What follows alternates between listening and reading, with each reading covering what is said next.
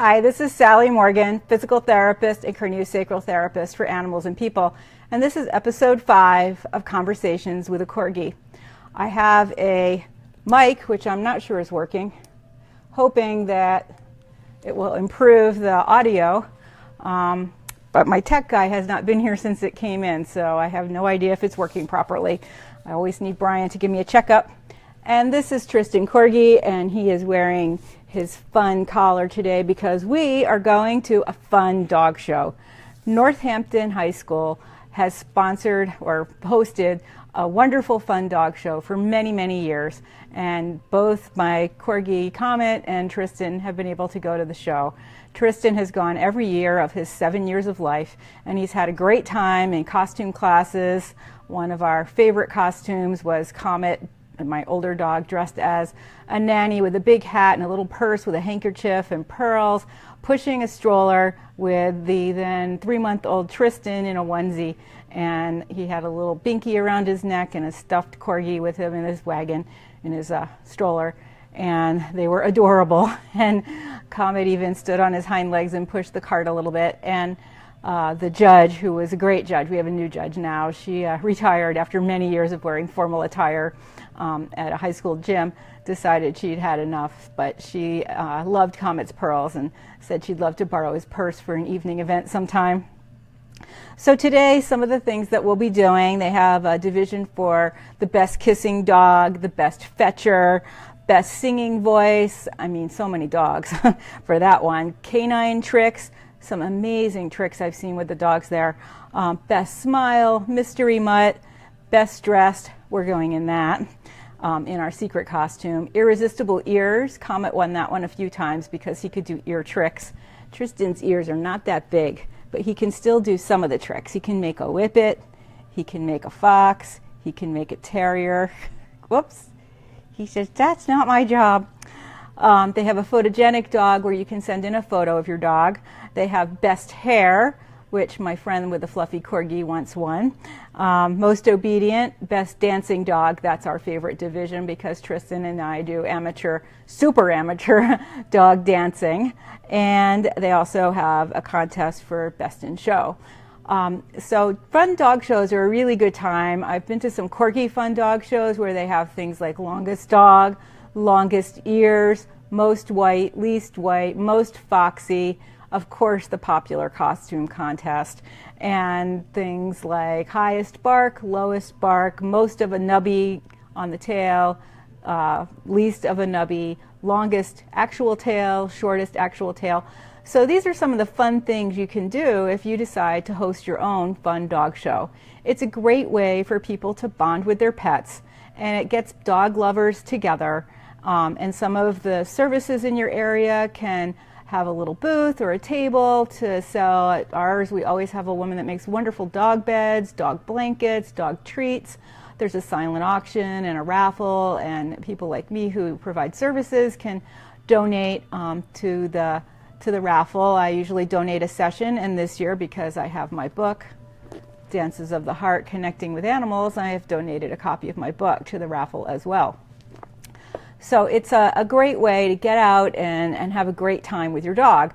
Today it's 20 degrees and the wind chill is like 8. It's incredibly cold for this time of year, although typically on this dog show day, which is in fact called Not Your Typical Dog Show, it has been raining and cold and windy, and people like me are worried getting their posters indoors.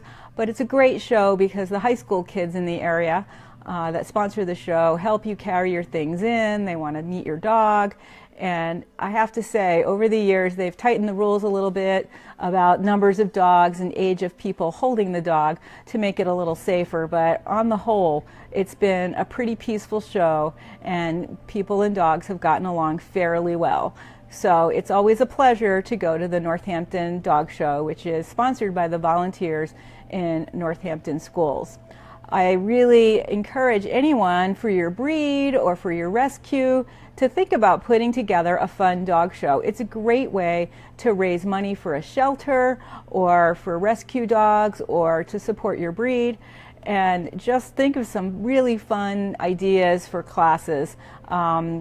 They used to have one at some of the Corgi shows called Gobble and Go, where they would put a variety of vegetables, broccoli, carrots, things like that, down a runway with something at the end that the dogs actually really like a piece of meat, and then they'd have to come back, and they couldn't not leave something uneaten. So Comet did that, Winston did that. He loved broccoli. He had no problem with the weird vegetables. He would even eat pickles. That dog had a wide appetite.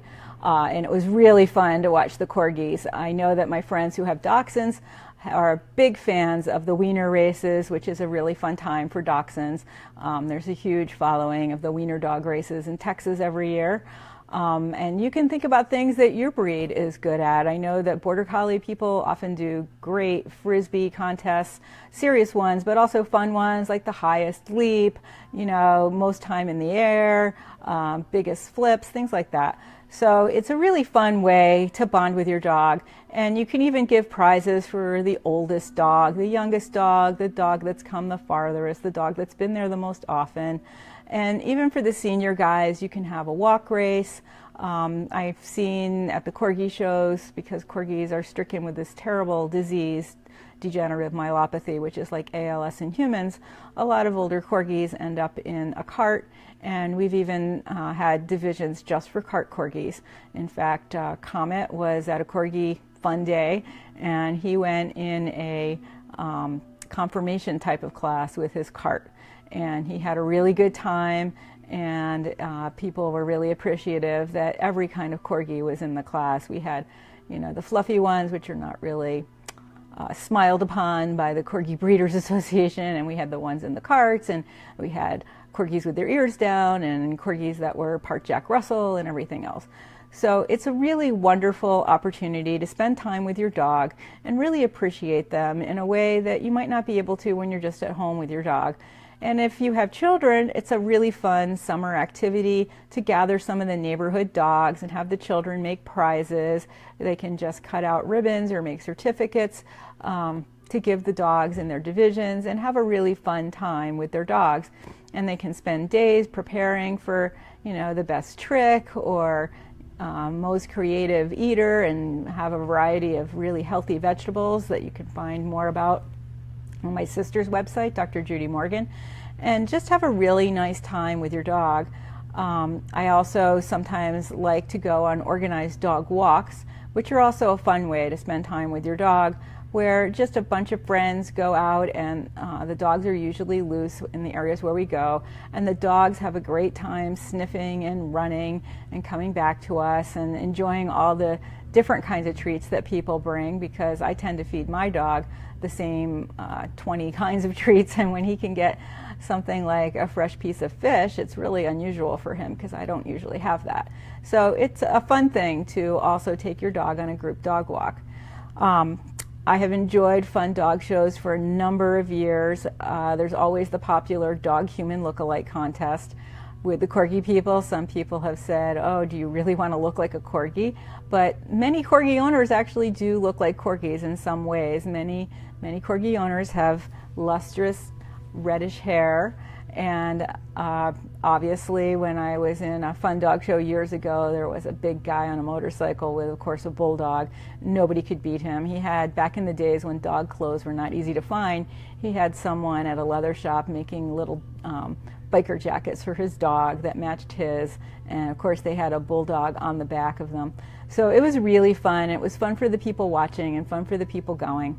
And I really can't encourage you enough to give a shot at trying to put together a fun dog show at your dog daycare center, perhaps, or at a shelter, or to raise money for a shelter. And you can do it in your own yard. You can do it in a public space for dogs, like at a dog park, or again at a shelter or a doggy daycare. There are many places that would be happy to host such a fun event. And as I said, we've had very little problem with people not managing dogs properly, but you could actually ask some trainers to volunteer to be there for the day to just kind of supervise the dogs and make sure that they are not getting into trouble when their people are not paying attention to them. And we've had such success for many years. I think this dog show in Northampton's been going on probably close to 15 years. I think Comet went most of his life, and he was 16. So maybe it's even closer to 18 years that we've been doing this show. I know a friend of mine started it because she had a Corgi and adored him, and they were looking for ways to raise money for the volunteers at the school, which is basically the PTA. And she had the idea to have a fun dog show. And she has long since retired from running the show, and many other people have taken over. But it's still a really great time to go out with your dog and enjoy other people's dogs and do some fun tricks. The other thing I should remind you at this show, and it's a great idea to do this, they haven't always done this, but to have a separate division for children and adults, because some of the costumes on the children match the dogs and they're falling off of them, and the children are trying so hard and they're tripping on their Halloween costumes, and their dog is wearing like parts of the Halloween costume.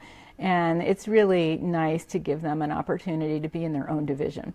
So keep that in mind if you're putting together a fun dog show. And don't leave out the adults. People really enjoy going into a dog show with their dogs. I've been amazed at the Corgi fun days where, you know, older women like me and others are playing musical hula hoops, trying to get into a hula hoop with their dog when the music stops, which is also a lot of fun.